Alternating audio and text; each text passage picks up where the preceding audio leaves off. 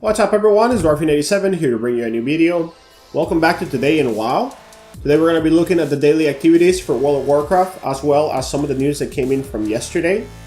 I originally thought that today was going to be pretty slow with news, but over the last 24 hours we had some PTR information that I will be going over on today's news segment. We also got some changes to Azerite that is going to be coming in, so I will make sure to go over those as well. But let's start with the activities from today. The emissary quests available for the next 24 hours are going to be the Horde War effort and the Alliance War effort. We also got Champions of Astra that is going to be due within the next 48 hours. And last but not least, we have Talangi's Expedition for the Horde and Stormwakes for the Alliance, which is going to be due in the next 72 hours. There's going to be 3 Champions of Astra quests here in Sandalar today. One of them is going to be Empowerment, 1 Madness, and 1 Azerite Wounds.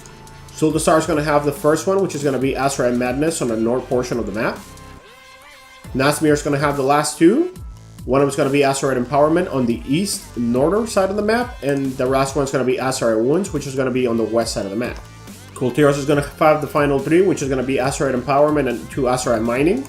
Stormstone Valley is going to have Azerite Empowerment on the east side of the map. Tyreguard Sound is going to have Azerite Mining off of the beach. And last but not least, we're going to have Azerite Mining here in Dustbar in the middle of the map. The Horde still has 4 days and 12 hours to complete the Battle of Stormguard. The Alliance should have the portal available to kill the World Boss and any of the rares in that area. Alright, so let's talk about the news today. Blizzard announced yesterday that they're going to be fixing the Azerite armor issues that the players have been reporting.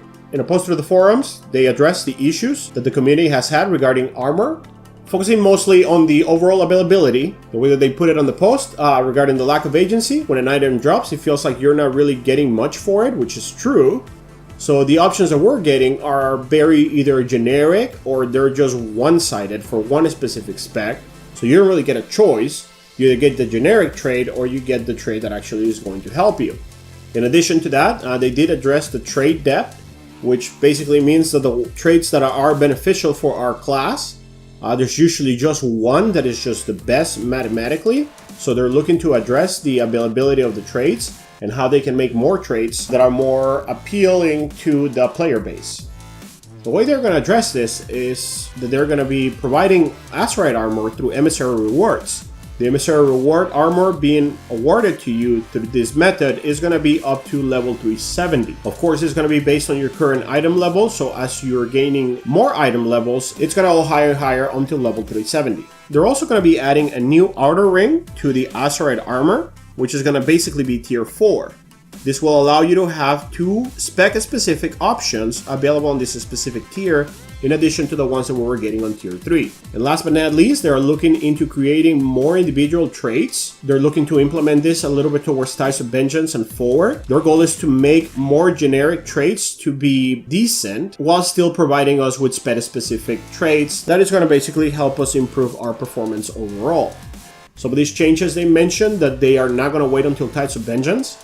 They want to implement some of this stuff live through either hotfixes in the next few weeks, hopefully.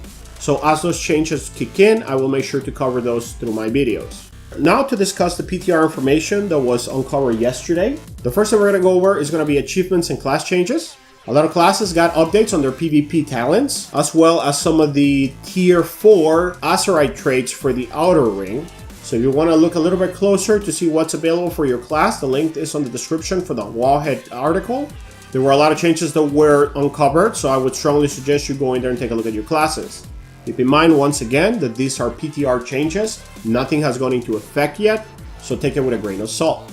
There were also some new things that were uncovered for engineering. There are some engineering recipes for item level 385, 400, and 415. Those can be seen on the screen now. This is a list specifically from wowhead.com about the items that were uncovered. If you're an engineer, you want to look at these specific items, or if you just want to look at these specific items, the link is on the description below. There's also a couple of new alchemy trinkets. 3 of them were uncovered. The levels for these specific trinkets are also 385, 400, and 415. And last but not least, there's going to be a new feast to gain 100 in stats, which is going to be called the Sanguinated Feast. There's a lot of other changes for professions, so I've linked the updates on the description below. There are 2 new Paladin Animations for Flash of Light and Beacon of Light. Those can be seen on the screen right now.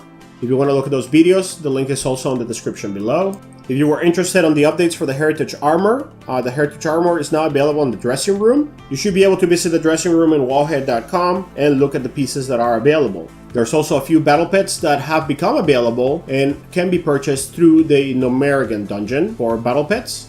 The Mechanical Cockroach is one of them, the Leaper Rat.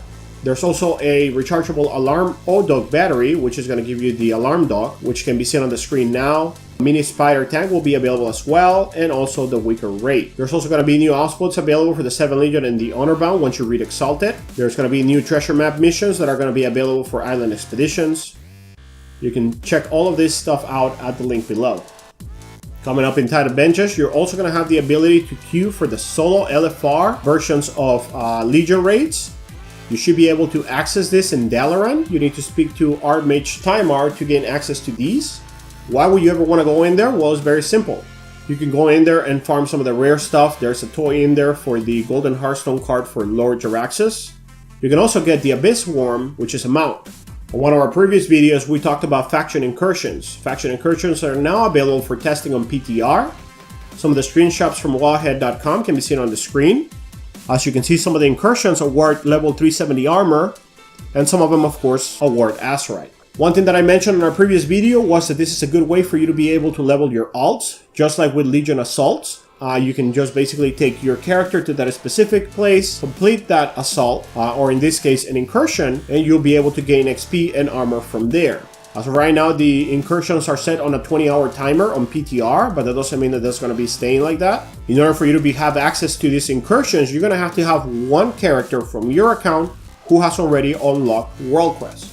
According to wowhead.com, the item pools that you'll be receiving, so the armor that you're going to be receiving, is coming from the same loot table as the Warframes themselves. Alright, so let's talk about some of the more spoiled storyline aspect of the stuff that was unfound recently. There's actually only 2 items. One of them is going to be the list of bosses that is going to be on the Zulduzar raid, and the last one is going to be some of the new models that were recently uncovered for King Rastakhan and for Saurfang.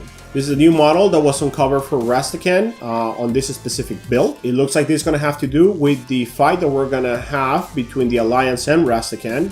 As you know from my previous video, Rastakhan dies on this specific encounter, and it looks like before he dies, he reached out to Wansandi to get some help, and this is the form that he took. So this is probably going to be like phase 2 or phase 3 of the fight. In addition to Rastakhan models, we also got Saurfang. Saurfang got an update on his model. This is the 2 that were uncovered.